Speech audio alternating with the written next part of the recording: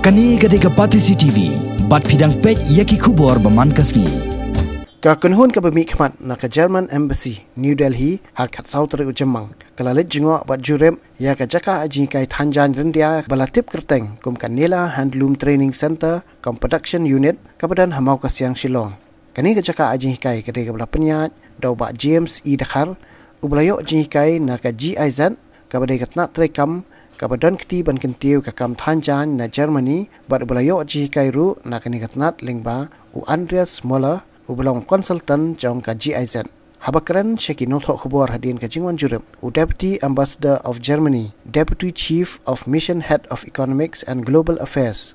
U Dr. Jasper Viek, ulaong bawat la kani ka Kynhun, kam ju kampoi bun sien Shekni ka Thaiñ stay lamingi ka Ryndia. Henry kani ka Kynhun, ka julet Jngoh bun sien ya ka Mumbai, Kolkata, Bangalore bat kiwe-kiwe ki Jakarta. Ulaong bagi don ya ki project rekam haga development cooperation bat kalong ka babha ban pejru ya ka rukom jinglong ka suñ beneng bat bakin persyang ban kentiu ka jala Meghalaya. Ulaong ba sisien bagi breu kinang ban Thaiñ kila ban penmi ki Jaiñ sha ki yo ki hat. Uwiek ulaong ba ka Jaiñ Ryndia ka de ka Jaiñ babha ka ba penmi hangni bat la ban khayi ki shadu kiri ba pher ka do ba Europe.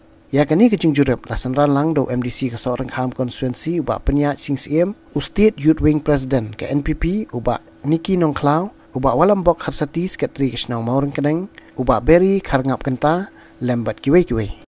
This weaving project is an attempt to help villages to enhance their livelihood and to generate income, and it's a very good combination.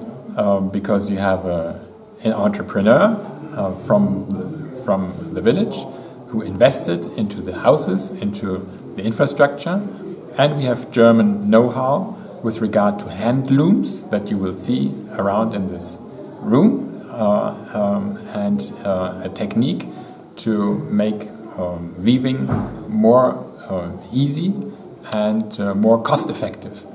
And once people learn how to do it, more and more people, that's the hope, will do it, and you can produce for the local market, for the regional market, for the all India market, but why not also for the German and the European market?